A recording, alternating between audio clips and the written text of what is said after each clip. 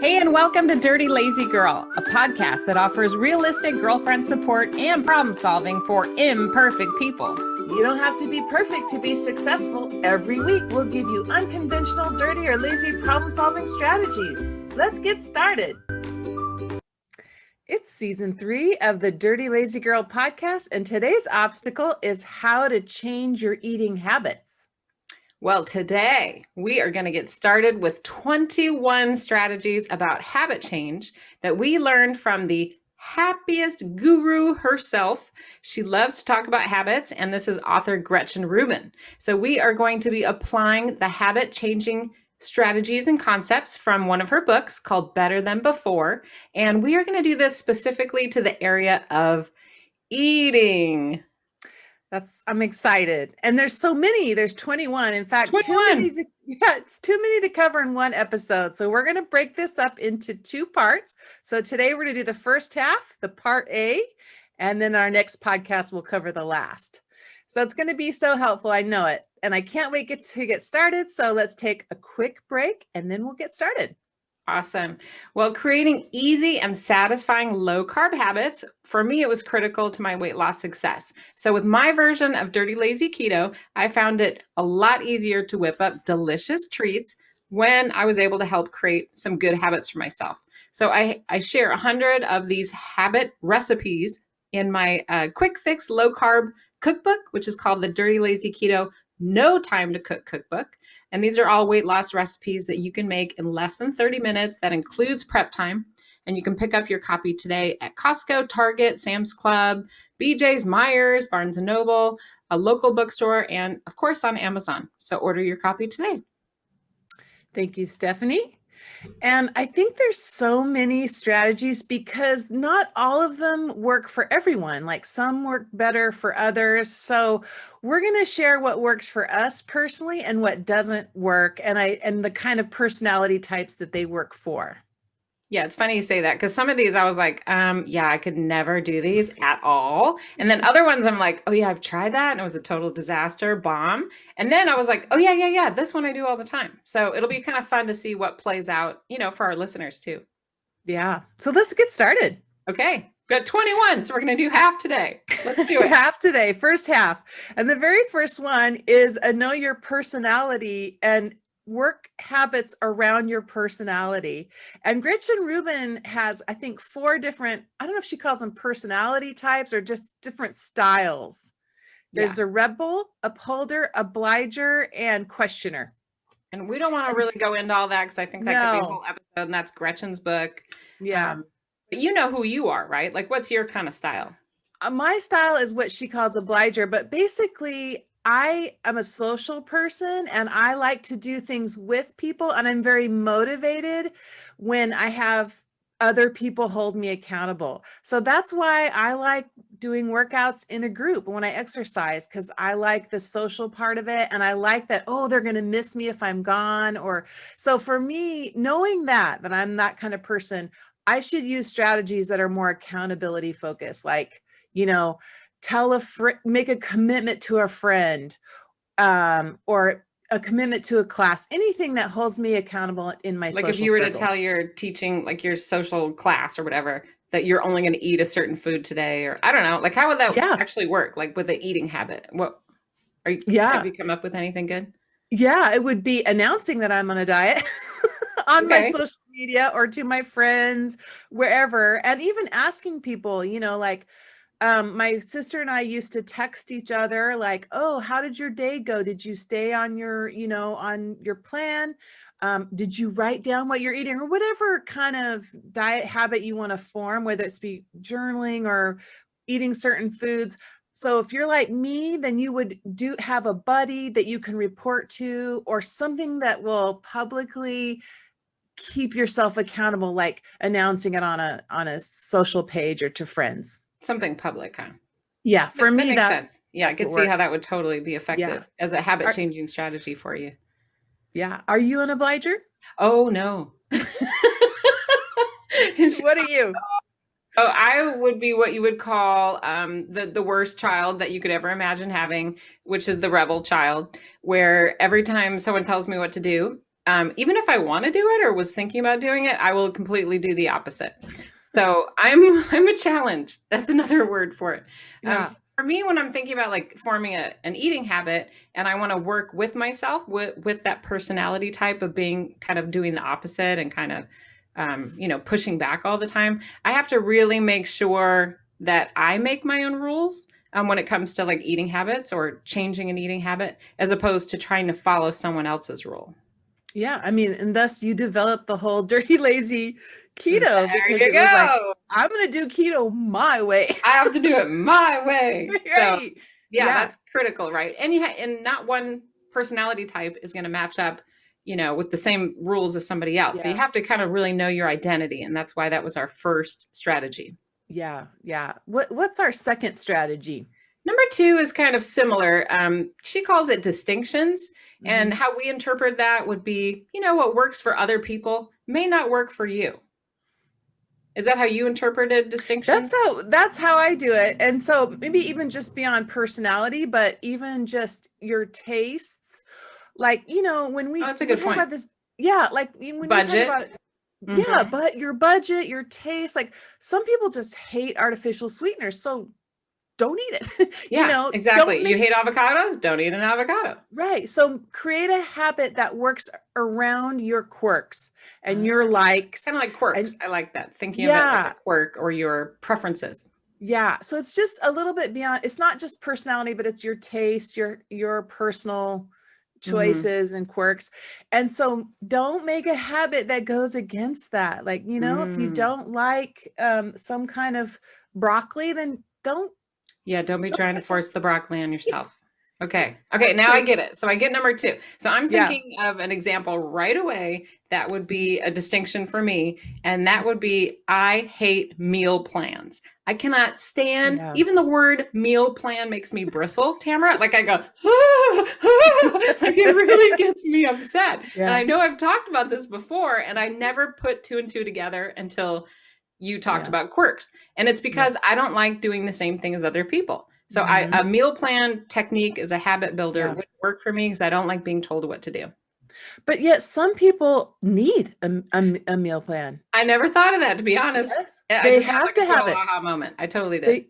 They need structure. And that's why they need accountability, like you said, like following through. I never put that together. Yeah. And some people, diets fail if they don't have that kind of more plan. And I think that's why sometimes on the Dirty Lazy Keto site, a lot of people are like, where's the meal plan? And I'm like, no meal plan. But now I'm starting to get it. But if you need that, then know that, and then create your, if you're going on a new diet, then sit down and make a plan. Make a plan based on your taste and your habits. Good point. If you need the structure, give yourself the structure. Or like you, the structure is going to sabotage you, then take out the structure. What about you? How would you work around your proclivities? Yeah, I have to have somewhere in between because if I have too structured a plan, I start feeling deprived and pissed. Like, well, how would that be a distinction then? Like in terms of number 2? Yeah, but I can't have it too loosey-goosey like your style either with no rules. So I guess I need some structure, but with a little bit of flexibility. That would be my personal thing. And so that's something I've had to, actually, I don't even know where that's at yet. I'm still learning that. So that's something like I have to work on learning, like how much structure I need and when does it get too much? You know what I'm saying? So I'm just a tweener somewhere in there. So you're kind of a tweaker. No, I get that. But isn't this helpful? Because it's like acknowledging that the number 2 strategy of being, acknowledging you're different from other people and you might need it in a different way. I think it can be very helpful and it makes you embrace who you are and acknowledge what you need. So I think that's kind of helpful, actually. Yeah. And I think in terms of dieting, it means find something that works for you. Make it work for you. And if it's so crazy strict a diet that it doesn't allow for some structure or not structure, then pick another one that does. Otherwise, your habit will never form. For you. For me, or anyone who's, because that's your proclivity about having that. Yeah. I get that. All right. Our number 3 is to form a habit, a successful habit, you have to do monitoring. And this is the follow-up, keep keeping track of, are you on your plan, whatever the plan that you decided on? Are you sticking to it? Are you doing it? Are you just forgetting it? Okay. So monitoring, I think this varies too. Like some people need a lot of monitoring and some people need a little. So this can vary based on your personality. Yeah, and this is just a strategy for changing an eating habit. So how you would interpret this, it may be as broad as a plan, or it may be as specific as, I want to drink more water each day, or I wanted to eat, healthier fats earlier in the day so I stay fuller. But how you would interpret that would be different, according to what it is a food habit you're trying to change. Yes. So or something. Oh, go ahead. I was just going to give it. Okay. We're so excited today. I've been thinking about this nonstop. So, okay, you go first. Well, I was just saying, it's like monitoring could be monitoring your weight loss. Like, do you weigh every day? And we have a whole episode about that. But that depends on, again, your personality, what your goals are, and if it's not weighing, maybe you should do something like measuring or your pant size, something like that. But that's another form of monitoring. Yeah. So how I was interpreting this, because we're focusing on changing a food habit. That's how we're kind of framing this whole episode. So for me, I, specifically see a correlation between what I eat in terms of like the number of vegetables, and for me, how much I weigh. So I can totally see if I'm not monitoring how many vegetables, and I mean low carb vegetables, I eat on a given day, I can see how it affects, my size and how I feel about myself and how much like fuller I feel. So for me, I really try to monitor how many low carb vegetables I eat in a day. I keep track of it.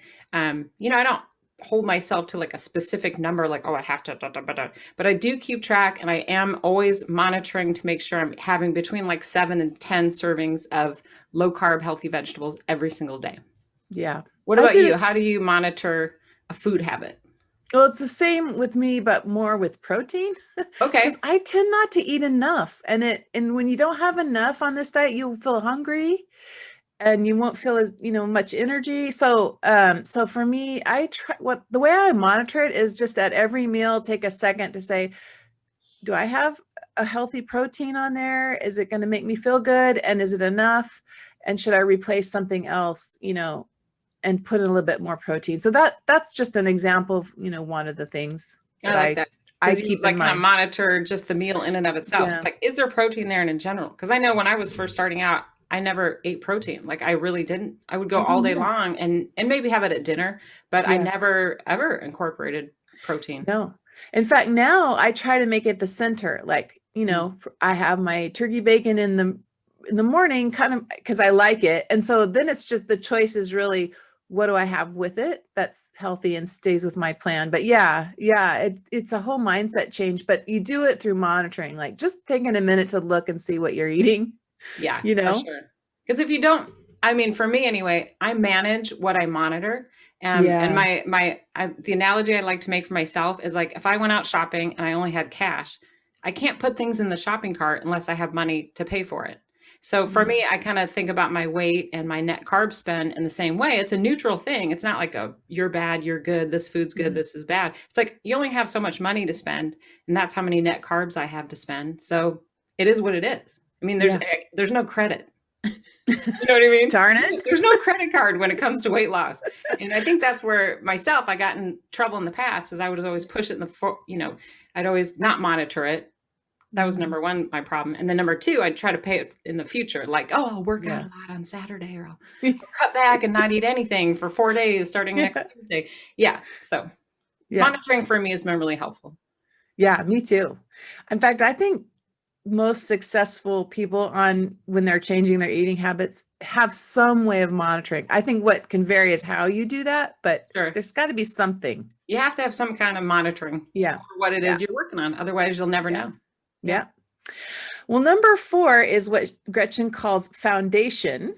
And what she means by that, at least what I think she means, is that there's certain habits that are a foundation for other habits. So if you don't have these foundational things under control, then your good habits you're trying to establish won't work. So like some of the foundational things she talks about is getting enough sleep, getting enough basic nutrition and exercise, and, not having a life full of anxiety. You got to get those things under control before, you step into this other habit. And I think we forget that.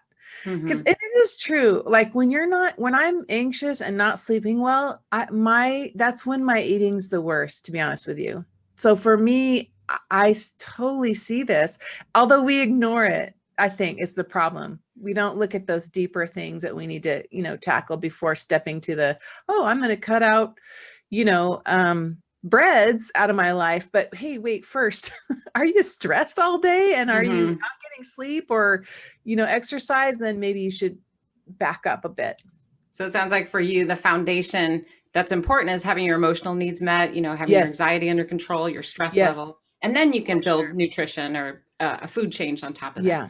So. Yeah, it's more of a priority. And I don't see it that way. I have to remind myself that those are crucial, because it'll just sabotage my diet if, you know what I'm saying? If I'm anxious and nervous and not getting those needs met. I love this conversation because the more I feel like you're sharing with me, the more I'm just understanding where you're coming from all the time. Like that totally makes sense now that I'm looking at like all these other podcasts we've done and you've talked about like sleep or nutrition or stress or the warning signs of when you feel exhausted. So for me, it's like all coming together right now. This stuff works, people. Yeah, I know. It does. Like, woo, Tamara's onto something. So for me, how I interpret foundation, I wasn't thinking necessarily about myself, but I observe this quite often in the Facebook support group where people join and they want to get started, but they don't want to learn anything necessarily. They don't want to, build a foundation of learning about what dirty lazy keto is specifically. And I think they've heard, this is what I've observed. I've observed people have heard keto in the media, heard keto from friends. So they just dive in and they think they don't need to learn anything. And they just start eating, cream cheese, bacon, heavy whipped cream, and foods that maybe aren't going to help them lose weight necessarily. And then I observe this, they end up feeling frustrated, very constipated, and sometimes gaining weight. And then they get angry and then they quit. And it's almost a form of self-sabotage, really. Yeah. Not taking the time to, and I'm not saying I'm the guru here, but my dirty lazy keto is different from a ketogenic strict diet. So I think that taking a little bit of time to get my book at the library or, read a little bit and get that foundation before you try to, lose 50 pounds overnight. Yeah. I know. And then they blame the diet. Like, this diet sucks. I'm like, and I always say, did you read the book? And they're like, no. I'm all, well, there we go. Because my book's a little bit different. Are you eating bacon all day? Well, and then, people do that and then they get mad. So that's my opinion of foundation. I think you have to do baby steps and you have to get the basics first before you move on to wanting to expect big, giant changes in your life. Yeah. And I would say, to me, this reflects our magic pill thinking. Like, just give me a magic pill that will dissolve the fat off my body and I'll look fabulous and be happy. And then the problem is that magic pill does not exist. And if it did, you still wouldn't be happy once you lost the weight because you haven't addressed your self-esteem, all those foundational things, all the stress, all those other things. Yeah. It is. I know. Each one of these we could probably talk about for a whole episode. Let's get real. I know. And I don't want to, and I sound judgy, but I've been there. Like, I want a magic pill, Stephanie. Like, give me a magic pill. I'm like, I want this. But then I have to say, I'm old enough to know that that's not going to work. Well, just speaking from the other side, and this is a truth that no one wants to hear, the magic pill and the being thinner or the losing the weight isn't what makes you happy. No. I know that's shocking information, but it's the journey that actually makes you happy. It's the little incremental changes of changing your eating habits, changing your nutrition, learning to put yourself first. That's actually what gives you the joy, because you can get all the way to a size 6 and still feel like crap and feel ugly. You know what I mean? And have low self-esteem. Or you can be a size 22 and feel fabulous and feel strong and confident and powerful. So really the weight is not the magic pill. The weight is just a symptom of a larger problem. Right. I agree. I'm getting on the soapbox. I know. Watch out. We're getting off track. We're getting off track here. We are. And that's why there's 21 of these, because it's not easy making a new habit. Especially when it has to do with food. Yeah. And that was an emotional topic for me, I guess. It is. And that foundational stuff, that's a tough one. I mean, that makes you look deep at your life and, Mm-hmm. where's your happiness coming from? And what are the things that you need that you're not getting other than, Yeah, that's kind of a painful one. Number 5 is much easier. Okay. Number 5 is a real practical scheduling. Put it on the calendar, people. That one's, I like that one. It's so simple. Does this work for you, Tamara? It does. Making a routine, I like a routine. So if I can get into a routine of something, not necessarily putting it on the calendar, but like having a Tuesday class, like since I'm an obliger and I like my social accountability. And then if it happens weekly, even better. And that's, in fact, I had my boot camp was 3 times a week. And that was super helpful. And it did get me in like just the habit of doing it. Or I think one of the things that you do a lot, which I've borrowed, is to lay out your exercise clothes the night before. And that's a little routine thing. That's like, it's like a scheduling thing, but less informed, more informal. It's like you're obliged to your clothes because they're waiting for you. Yes. Yeah. So they're staring at you. It's my unique form of scheduling. Yeah. Well, it can be interpreted in different ways, right? Like for me, I remember I had a friend who I used to meet once a week for running, and I hated it, to be honest. I hated having it on the calendar. I hated that she expected me to be there. And I loved this friend. So it was like this strange phenomenon that I fought with every week. And the reason why is because I don't like being told what to do, even if it's my friend. It doesn't matter if it's a parent, a child, a spouse. For me, I just don't like those expectations put on me from someone else. However, that being said, when I reach out to my friend and I initiate something and want to get together and put it on the schedule, or an eating habit, like putting, I'm going to have this every, Taco Tuesdays. When I make that decision, then I can stick with it and be successful, but I have to be the one to make that choice. Yeah. And that's a total know yourself. That's me. I'm the challenge. So you schedule it, but it has to be your schedule on your time when you want. Or it has to be someone suggests it in a different way. Like, hey, what do you think about getting together to go to lunch? Then I say, oh, well, how about Tuesday? Then that works for me because I had some kind of buy-in and decision-making. Yeah. It's the same with my eating habits. I have to be the one to initiate that change. I can't have someone else say, use this low-carb tortilla. It's really good. I'll be like, no, I have to try it and decide for myself. I'm such a pain. But then you own it once you do, which is really good. And I own it forever. Yeah. Yeah. And that's our number 6, which is accountability, which is also a know yourself one. Again, accountability. And I mentioned it as one of my This is a strength for you, right? Like a strength, accountability. Yeah. And so I mentioned texting my sister, how did you do today on our diets, and keeping each other accountable that way. And another way too is I found for exercise, which is part of my weight loss goal, was to sign up for races because when we were running, and that obliged me to do it. And it really kept me motivated and develop a habit of running every day. I'm like, oh, I have this race coming and I don't want to look stupid and I don't want to let my friends down who signed up with me. So those are some strategies I use for accountability. And this one's super important for me. I can hear it in your voice, just the way you're talking about it. Like, it's important to me. This to me is important. Like, I can tell this accountability is it's probably a strength for you. Like, this is a habit changing, strategy that is probably very powerful. And that's why during COVID, it's been harder for people like me because I can't meet with friends to exercise. My group classes aren't meeting. There are no races out there. So it's been a real struggle. To look for new ways to be accountable. Yes, because I don't have that. I've had to turn online a little bit more. No, there's always a creative way for you. Right. I'm sure. You're a problem solver. Well, for me, I have to be very accountable. It's probably no surprise based on what I've been sharing, but I have to be accountable to myself. And so this was one of the reasons why I hated Weight Watchers, and I sabotaged myself there because I didn't like having a little booklet and getting on a scale and having someone else give me a ribbon and telling me what to do and how much to weigh and how much to eat. Oh my God. Just talking about it is like getting me all worked up. So for me, what I've learned is my eating habits have a direct correlation to my physical health.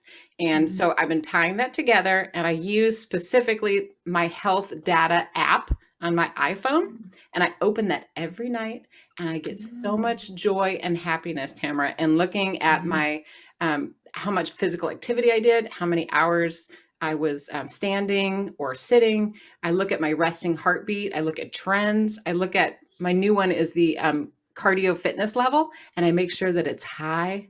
And I know this sounds crazy, but I literally lay in bed and like, oh, like all that accountability. I can see it.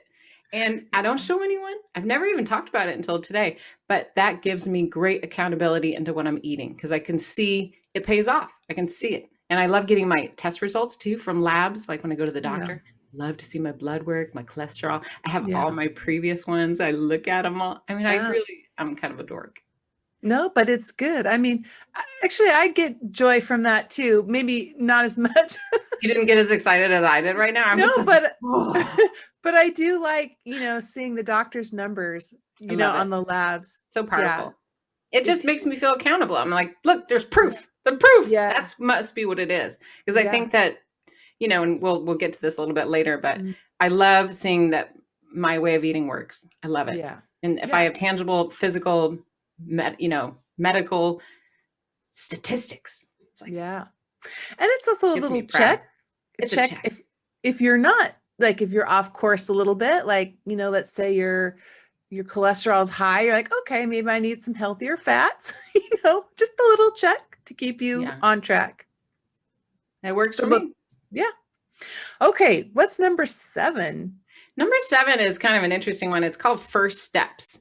And this can be interpreted in a few different ways, but basically, we acknowledge the fact that whenever there's an opportunity to take first steps with an eating habit or any habit, the first steps you take are very powerful. And if you're aware of it, as Gretchen Rubin says in her book, she suggests don't stop at all. Like once you get going in the right direction and you're making strides, like literally taking strides in the right direction, she recommends don't stop, don't take any breaks like for vacation or, this and that holiday, because those first steps, there's a momentum to it, right? Yeah. So how does that translate, into eating habits then for you? Well, I've sabotaged many diets because, it's the holiday, I'm just going to take a break, and then I never get back on. So for sure, I've experienced that. And it's funny, you're really, when you do say, you know what, I'm not going to break and I'm going to go on this vacation, I'm going to eat right on my vacation. And even if I mess up a little bit, I am still more likely to stay on it, even if I messed up. But the fact that I just don't, disappear from the diet for a week or two, because that has really, really, really messed me up. And she also says, don't use the I'll start tomorrow. when you take the first step is also really important. She says, do it now. I think we've recommended that in previous podcasts too, is that if you start tomorrow, you never will. Yeah. So start right away and then keep going and don't stop.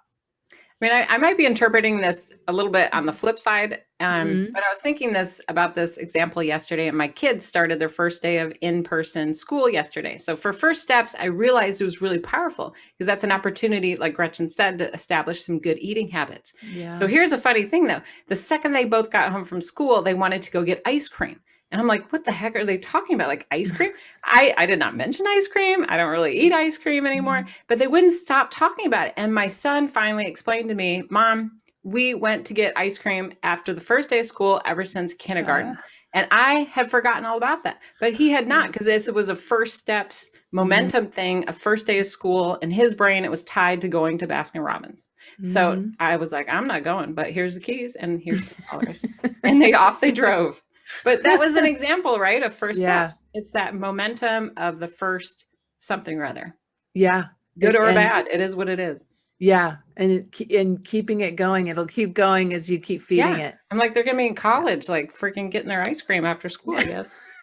Well, number 8 is totally related to that, which is if you do mess up, she says, a clean slate is a great opportunity to start a new habit. So just start fresh. Like, okay, if you mess up on your diet, just set it aside. That was the past. I'm like, okay, I'm going to start with a clean slate, forgive myself, move on, maybe try it a little differently. And this time work harder at keeping my momentum going, or whatever was the issue that you had before. And I think a lot of people form new habits when they've had a clean slate. You know what I'm saying? Yeah. It's, and I think there's something to that, wiping it clean, like just forgiving, and the fresh forgetting. start can occur at many times. Like for some people, it occurs in January. Other people, it's every Monday. Some people, it might be September when the kids go back to school, or a fresh job, or moving into a new house. So I just shared about yesterday, my kids went to the first day of school. So they left the house, and I was thinking about all these habit strategies, right? Because we're talking about it today. So I thought, well, it's a clean slate for me too, because the kids finally left. I'm still working from home.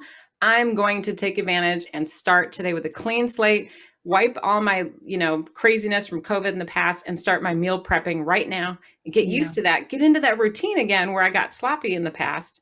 They left. I started getting my, defrosting meat, chopping vegetables. I started making spaghetti, and it felt really good. And then this morning I woke up, boom, I was already motivated for some God knows reason at 6 a.m. to start getting dinner ready.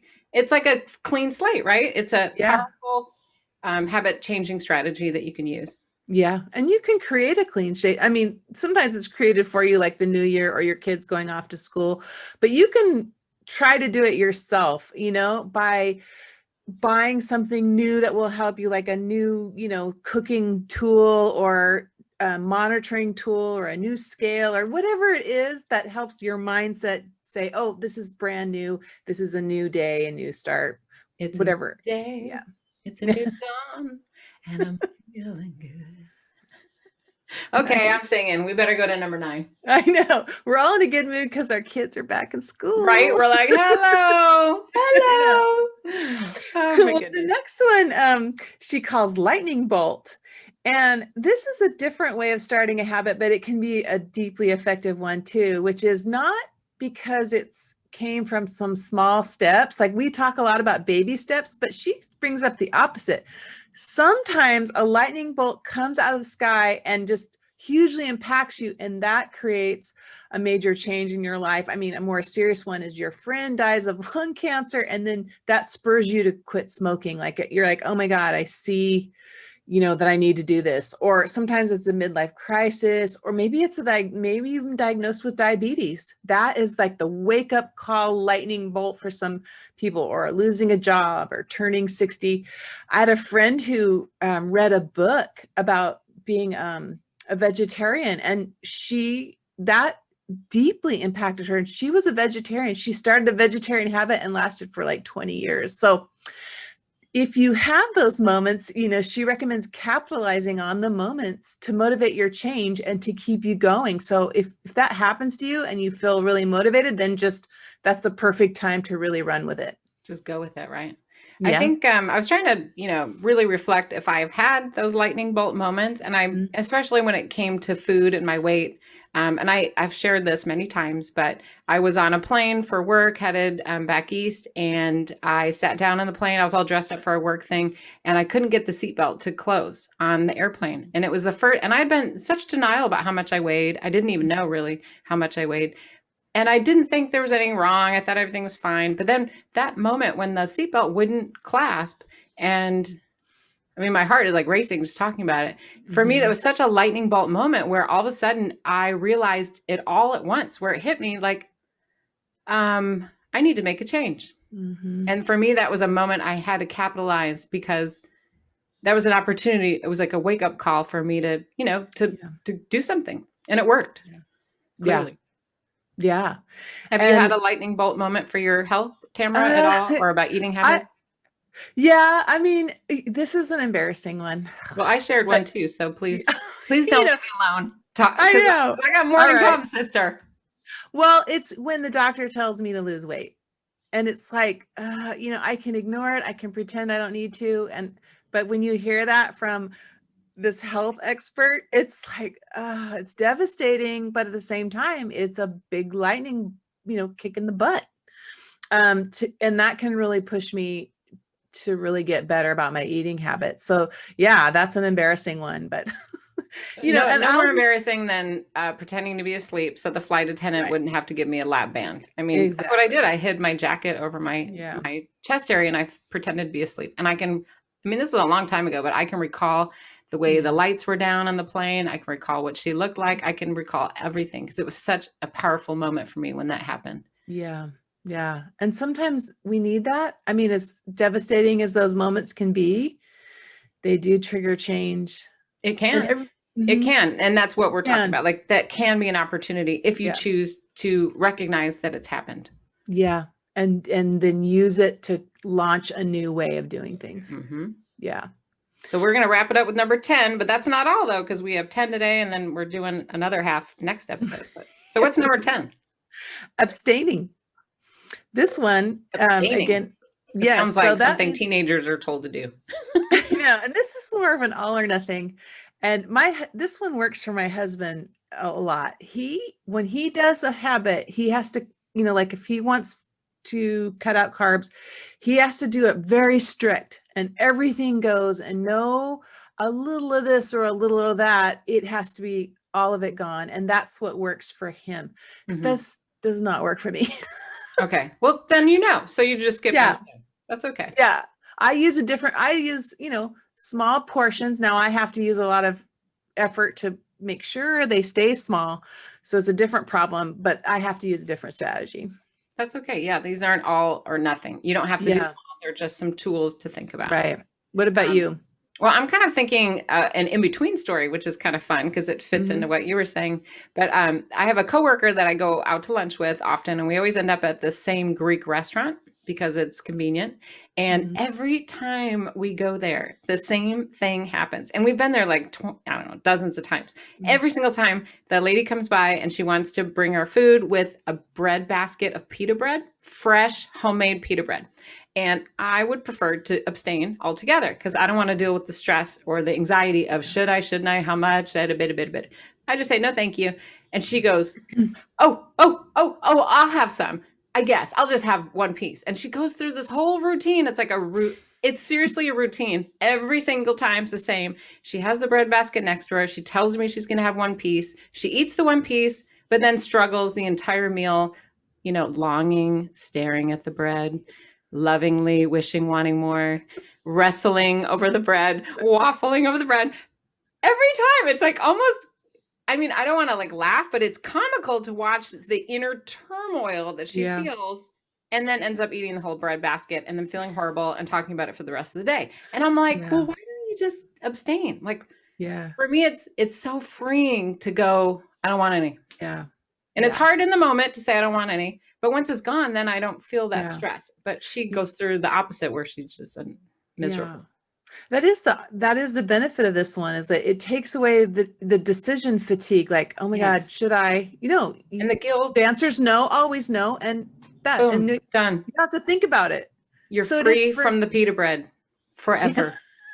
Or whatever you choose to abstain from. It's kind of like I think about alcohol, like for Alcoholics Anonymous, they don't like go, oh, I'll have one sip and I'll have one glass. Or smoking, you don't have one cigarette here and one there and then a pack on Saturday and not tomorrow. You quit and then you're done. So for me, it's similar. I find this to be probably one of the most effective strategies here. Yeah. But it's okay. Great. We're all different. That's right. Yeah. Well, I'm curious what strategies our listeners have successfully used to change an eating habit. Email us at Stephanie@DirtyLazyKeto.com or through Facebook or Instagram at Dirty Lazy Keto.